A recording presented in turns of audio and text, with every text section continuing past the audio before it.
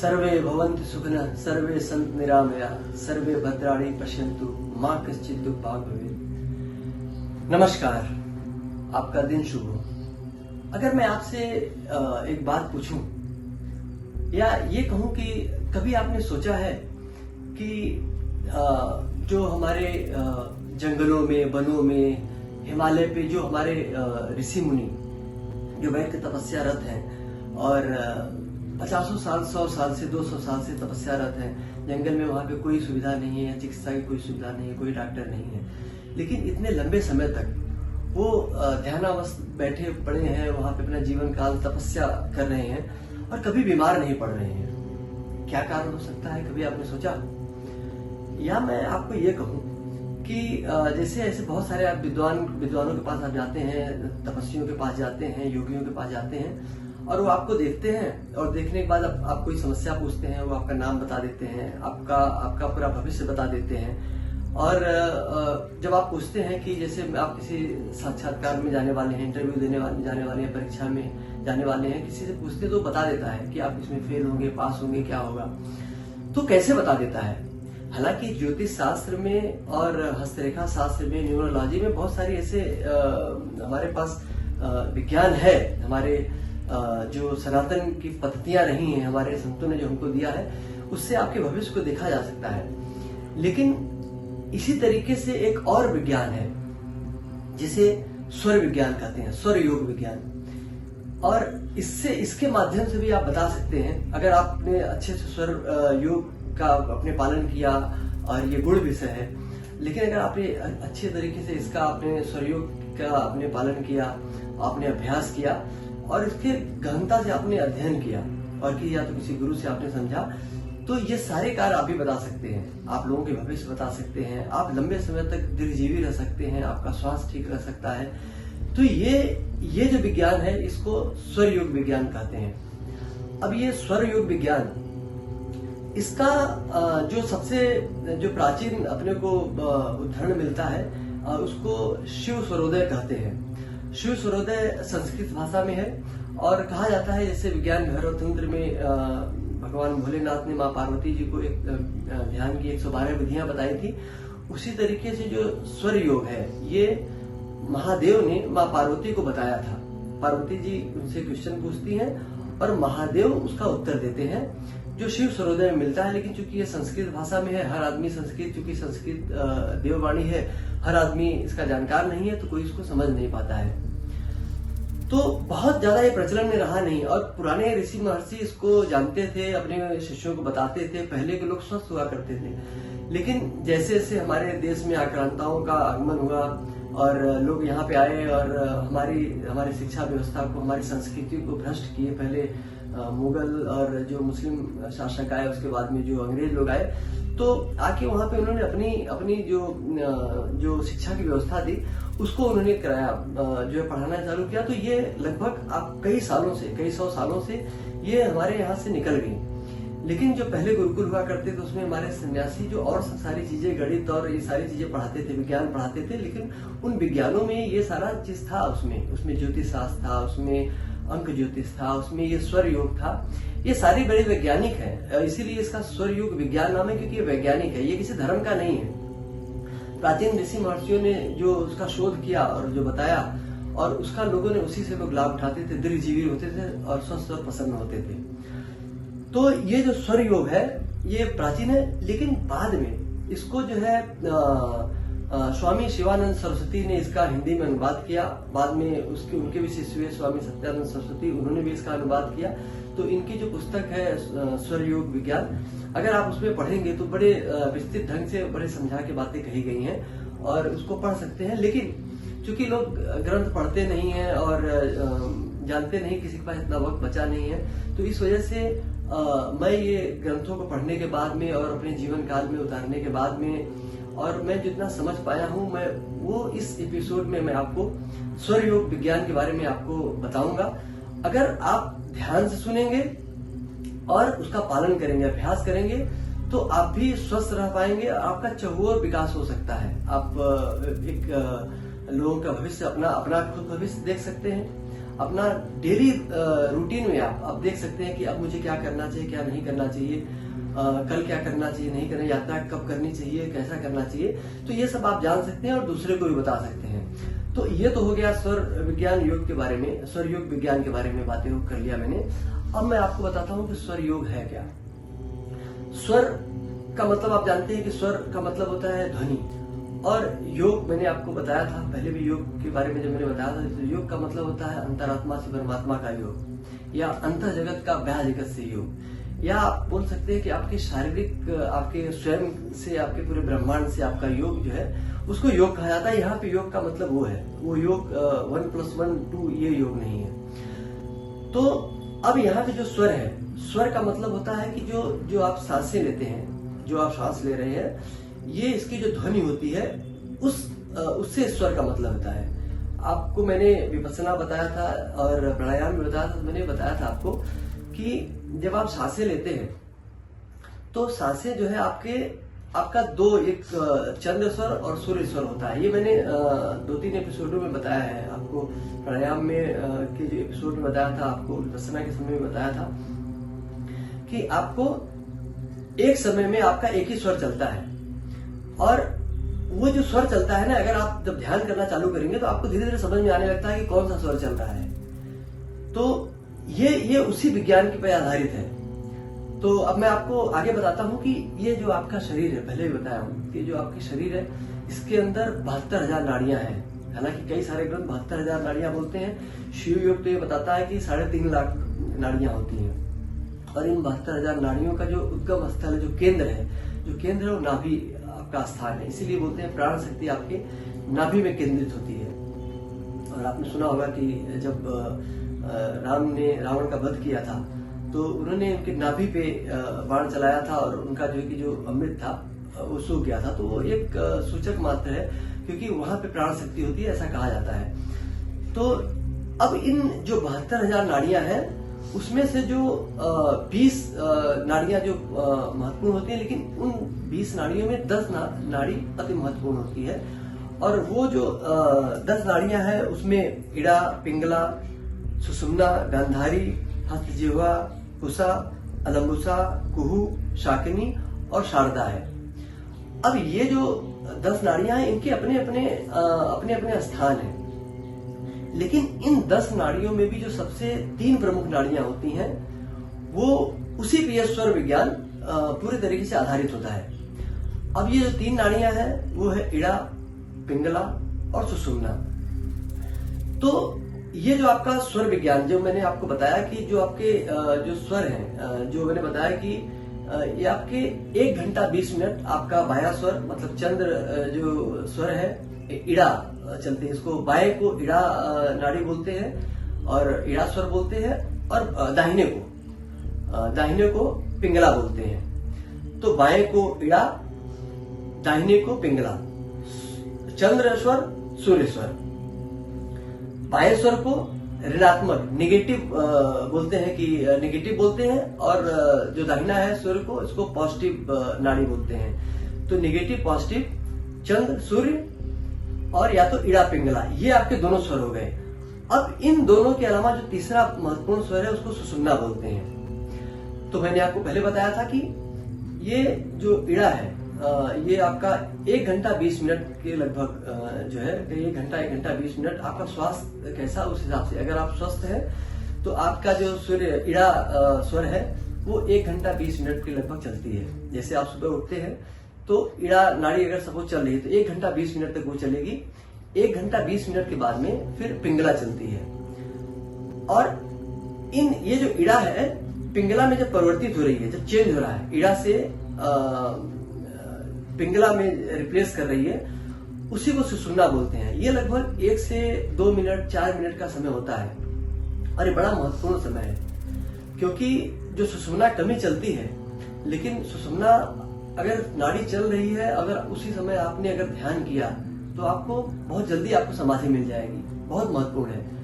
हालांकि उसको मैं आपको बाद में बताऊंगा कि जब इड़ा नाड़ी चलती है तो क्या करना चाहिए, जब सुषुम्ना नाड़ी चलती है तो आपको क्या करना चाहिए, और जब पिंगला नाड़ी चलती है तब आपको क्या करना चाहिए। तो इड़ा, पिंगला, सुषुम्ना नाड़ी कि समय इस विज्ञान का यही महत्व है जो मैं आपको बता रहा हूं। अगर आप इसको ध्यान से सुनेंगे, कहीं लिख लेंगे कि किस नाड़ी के समय आपको क्या काम करना चाहिए, तो आप अपने दैनिक जीवन में आप बहुत सारा आप सफलता अर्जित कर सकते हैं। आपको सफलता अर्जित हो सकती है, आपका स्वास्थ्य ठीक रह सकता है, बहुत सारी आपको उससे लाभ होंगे।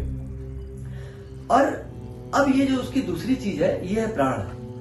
प्राण के बारे में मैंने प्राणायाम के समय भी बताया था, और मेरे ख्याल से अष्टांग योग का जो मेरा एपिसोड था उसके बारे में भी आपको बताया था कि ये जो पूरा संसार है, अब इसको भी आप समझिए। ये स्वर विज्ञान को समझने के पहले, इसका लाभ हानि और ये सब समझने के पहले कब क्या करना चाहिए, ये समझना भी जरूरी है कि जो आप सांस ले रहे हैं, ठीक है, ये सांस आप साधारण भाषा में बोलते हैं कि आप जो है कि आप ऑक्सीजन लेते हैं, कार्बन डाइऑक्साइड आप छोड़ते हैं। लेकिन ये सांस, ये साधारण सांस नहीं है जो आप अंदर लेते हैं। ये सांस जो है एक वाहन का काम करती है, सारथी है उसका, लेकिन वो साथ में लेके आती है, वो प्राण लेके आती है। और जब तक प्राण आपके अंदर है तब तक आप जीवित है।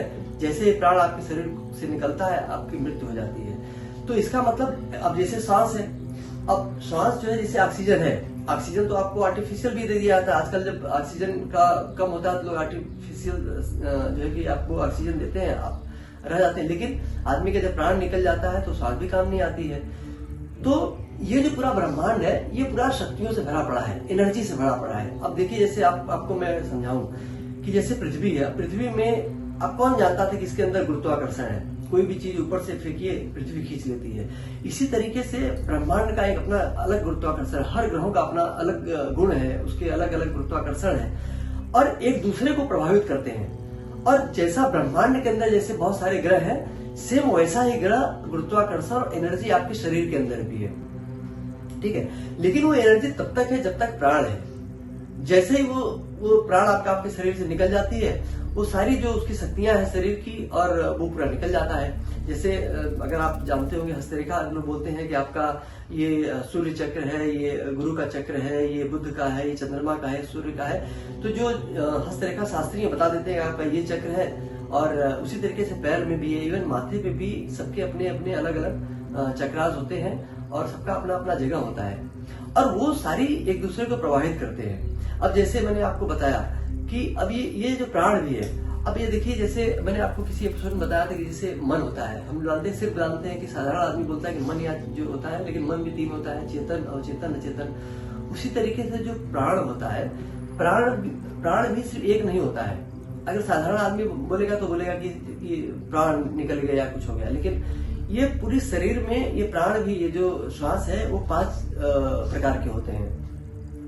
ये जो 5 प्रकार है, वो एक तो हो गया प्राण, दूसरा है अपान, तीसरा है उदान, चौथा है समान और 5वां है व्यान। अब जो प्राण है, जो आपकी सांसें हैं, जब आप प्राणायाम करते होंगे, सांसें लेते होंगे, तो आप ये समझ लीजिए कि संक्षेप में बताऊंगा एक दूसरा एपिसोड, क्योंकि ये बहुत बड़ा विज्ञान है, प्राण का भी एक विज्ञान है और उसमें बहुत सारी चीजें हैं और एपिसोड बड़ा हो जाएगा, तो मैं आपको उसमें बताऊंगा। लेकिन आपको अभी संक्षेप में सिर्फ इतना बता देना चाहता हूँ कि जो प्राण होता है, कंठ से लेके, जब आप सांसें लेते हैं तो कंठ से लेके हृदय तक, ये आपका प्राण होता है। इसीलिए बोलते हैं प्राण यहाँ पे बसता है, यहाँ से लेके आपका प्राण चलता रहता है। अपान जो होता है वो नाभि से लेके अंगूठे पर्यंत, आपके पैर के अंगूठे तक, नाभि से लेके अंगूठे तक ये अपान चलता है। फिर आता है उदान, उदान कंठ से लेके सिर तक उदान चलता है। और समान हृदय से लेके नाभि तक, हृदय से लेके नाभि तक उदान चलता है। और जो व्यान होता है वो पूरे शरीर में घूमता रहता है। इसी से आपकी जो है, आप देखिए ना, आपकी पलकें झपकती हैं, आप होंठ हिलते हैं, और इन्हीं प्राणों की वजह से कहीं ना कहीं किसी न किसी के लिए कोई न कोई उत्तरदायी है। तो ये तो हो गया प्राण। अब मैं जो स्वर विज्ञान के बारे में आपको बता रहा था कि जैसे आप सुबह उठ जाते हैं, पहली बात तो आपको जैसे ध्यान करिए, ध्यान करेंगे बड़ा फायदा होगा। जैसे मैंने बताया, ध्यान करेंगे ना तो उसका प्राणायाम में फायदा होगा, उसका ये स्वर विज्ञान में फायदा होगा, हर जगह उसका फायदा है। और ये आपको देखने में आपको समझ में आ जाएगा कि एकाग्र होगा आपका मन। तो आप एकाग्र करके अगर मन को आप देखेंगे तो आप ये देखेंगे कि आपका, जैसे सुबह आप उठिए तो पहले देखिए कि कौन सा स्वर चल रहा है। अब ज्यादातर ये होता है कि कभी कभी, अच्छा, ये स्वर भी जो है, जैसे शुक्ल पक्ष में पहले ईड़ा चलती है, कृष्ण पक्ष में फिर जो है कि 15 दिन बाद जो है फिर वो पिंगला चलने लगती है। तो कभी कभी ऐसा हो सकता है कि परिवर्तित का काल हो और उसमें जो है सुषुम्ना चल रही हो, लेकिन होता ऐसा नहीं है। ज्यादातर इड़ा या तो पिंगला चलती है, 15-15 दिन में चेंज होती है। तो आपको पहले ये देख लीजिए, आपको ये विज्ञान को पढ़ने के पहले, जानने के पहले ये देख लीजिए कि आपका कौन सा स्वर चल रहा है। अब जैसे आप सुबह उठते हैं, मैं सुबह से चालू करता हूँ। आप सुबह उठते हैं तो पहले देखिए, सुबह उठ के आप आंखें बंद रखिए और देखिए कि कौन सा स्वर चल रहा है। अगर आपका अगर बायां स्वर चल रहा है, मतलब चंद्र स्वर चल रहा है या इड़ा चल रही है, तो आपको अपने बिस्तर से वही पांव नीचे उतारना है। अगर आप अपने दिन को शुभ करना है, अब कैसे, मैं बताएं इसका फायदा क्या है कि कैसे उसको उपयोग किया जाए। तो जैसे आप सो के उठे, अगर देखिए कि आपका बायां स्वर चल रहा है, तो बाएं पैर को आपको नीचे रखना है, ठीक है, और बाएं साइड में जो स्वर चला उसी दिशा में आपको 4 बार आगे बढ़ना है, ठीक है। और अपने हाथों को उस दिशा में, अपने हाथों को आप लगा के और वही आंख खोलिए। अगर दाहिना स्वर चल रहा है तो पहले दाहिना पैर को नीचे उतारिए और फिर उस दिशा में आप आगे बढ़ के फिर आप अपने दैनिक कार्यों में व्यस्त हो सकते हैं। सुबह के समय कहते हैं कि इड़ा अगर चलती रहती है तो ये ज्यादा, क्योंकि इड़ा जो होती है, इड़ा आपके मस्तिष्क को के ऊपर निर्भर करती है। जो आपका मस्तिष्क होता है, जो मन होता है, वो इड़ा नाड़ी के ऊपर निर्भर करता है। जो पिंगला है ये आपके प्राण के ऊपर निर्भर करता है, और जो सुषुम्ना है वो आपकी आत्मा के ऊपर निर्भर करता है। ये तीनों है, देखिए ये तीनों चीजों से आप निर्मित है। आपका प्राण, आपकी आत्मा, आपका मन, ये शरीर तीन ही है। शरीर तो आप वैसे भी रहता है, शरीर तो आत्मा निकल जाती, प्राण निकल जाता, तभी शरीर रहती है, लेकिन वो बेकार है। तो ये तीन चीजें जो है, ये प्राण, मन, आत्मा, ये तीनों।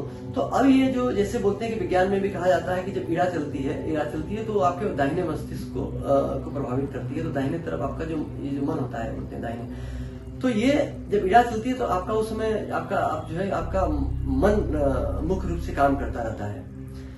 तो अब अगर सुबह उठेंगे, शांत रहेंगे, आपका मन चलता रहेगा, दिन भर बारे में आप सोचेंगे, तो वो इसीलिए बोला जाता है कि इड़ा उसमें बहुत अच्छा माना जाता है। पिंगला जो होती है वो सूर्य, जैसे मैंने बताया कि वो सूर्य स्वर को पिंगला जो है बोलते हैं। तो जैसे कोई आपको शारीरिक काम करना है, तो आपका अगर पिंगला स्वर चलता रहता है, जैसे आपका भोजन पचाना है, खाना खाना है, या आपको कोई शारीरिक मेहनत करना है, दौड़ना धूपना है, तो उसमें पिंगला स्वर चलता है तो बहुत अच्छा रहता है। इवन मैं आपको बताऊं, जब आप सोने जाते हैं, सुबह उठने के समय इड़ा चलती है तो अच्छा रहता है, और सोने के समय अगर पिंगला चलती रहती है तो आपका अच्छा रहता है। मतलब दाहिना स्वर चलता है तो अच्छा होता है, क्योंकि दाहिना स्वर चलता है तो आपके शरीर में एक एनर्जी होती है, आप जल्दी सो सकते हैं, आपको नींद जल्दी आएगी, आपको स्वप्न नहीं दिखाई पड़ेगा, आप अच्छे ढंग से आप सो जाएंगे, साउंड स्लीप बोलते हैं। और अगर मान लीजिए इड़ा चलती है तो मन चंचल रहेगा, थोड़ी देर तक आपको नींद नहीं आएगी। तो अब मैं आपको ये भी बताता हूं कि अभी आप ये बोलेंगे कि अगर मान लीजिए जैसे आपको इंटरव्यू देने जाना है, आप बोलते हैं कि अब इंटरव्यू जाने के लिए आपका सपोज इड़ा चलनी आवश्यक है, और आपको 12 बजे बुलाया गया, तो 12 बजे आप कैसे उसको, अगर आपकी जब पिंगला चल रहा है तो आप कैसे जाएंगे? तो इन स्वरों को चेंज करने का भी विज्ञान है। अब जैसे इस समय आपको अगर मान लीजिए आपका इड़ा, आपकी स्वर चंद्र स्वर चल रहा है और आपको सूर्य स्वर को चलाना है, तो उसके लिए मैं कई सारे उसके नियम है, लेकिन आपको 3-4 जो प्रमुख मैं आपको बताता हूँ। जैसे आपको बायां स्वर चलाना है और दाहिना चल रहा है, तो आप क्या करिए, अपने एक तो ये है कि अपने नाक में रुई भर लीजिए, ठीक है, और 5 मिनट तक ऐसे बैठे रहेंगे, धीरे धीरे देखेंगे कि ये शिफ्ट हो जाएगा बाएं साइड में, ठीक है। उसी तरीके से आप क्या कर सकते हैं कि आप अपने बैठ जाइए और अपने आंखों, एक नाक को, जो नासिका आपका है उसको आप जो है उसको बंद करिए, जो चल रही है, और जिसके विपरीत आपको चलाना है तो उसको बंद जब कर लेंगे तो दूसरी थोड़ी देर में चलने लगती है। एक तीसरा जो बहुत लोग करते हैं कि जैसे आप रात में सोने आए और आपको बोलते हैं कि इसमें चंद्र स्वर चल रहे हैं, इड़ा चल रही है, लेकिन आपको अच्छी नींद नहीं आ रही है, तो आपको पिंगला चलानी है, तो आप क्या करिए, बाएं करवट आप सो जाइए। इसीलिए देखिए हमारे जो ऋषि मुनियों ने, सन्यासियों ने ये बताया था, योगियों ने, कि जब आपको सोना है तो बाएं करवट सोइए, उससे आपका भोजन भी अच्छे से पचता है। क्योंकि उसका एक ये भी कारण था, स्वर विज्ञान भी कारण था, कि जब आप बाएं सोने लगते हैं तो आपका पिंगला चलने लगती है और आपके शरीर में एक एनर्जी आती है और आपके भोजन को पचाता है। तो ये भी उसका कारण था। तो सुबह के समय इड़ा चले तो अच्छा है, रात में सोने के समय पिंगला चले तो अच्छा है। अब एक जो चौथा, अगर आपको चेंज करना है स्वरों को, तो चौथा, हालांकि उसके लिए अगर आप ध्यानी हैं, योगी हैं, तो चेंज कर सकते हैं। आप सिर्फ आंखें बंद कर अगर करते हैं, और जैसे आपका अगर बाया चल रहा है, आपको दाहिना चलाना है, दाहिना चल रहा है, बाया चलाना है, तो आपको सिर्फ आप योग शक्ति से आप ऐसा सोच सकते हैं कि दाहिना चल रहा है, अपने बाएं स्वर की तरफ आप ध्यान आप लगाइए, और उससे तरीके धीरे धीरे आप सोचिए, आपके प्राणों पर ध्यान केंद्रित करिए, धीरे धीरे आपका बाया या आपका दाया जैसा आप चाहेंगे वैसा चलने लगता है। तो ये अब मैंने आपको बताया कि 1 घंटा 20 मिनट तक एक स्वर, 1 घंटा 20 मिनट एक स्वर चलता है। अच्छा, ये भी होता है कभी कभी कि जैसे मान लीजिए पूरे दिन आपकी ईड़ा चलती है, ये भी बहुत अच्छा है। अगर किसी का, आप समझ लीजिए किसी की पूरा दिन में अगर ईड़ा चलने लगे तो समझ लीजिए बहुत बड़ा योगी हो जाएगा वो। अगर किसी का पूरा दिन पिंगला चलने लगे तो आपको जो है वो समझ लीजिए कि आपको बहुत विक्षिप्त रहेंगे, आपका मन अशांत रहेगा, मतलब इस तरीके की कुछ बातें होती हैं।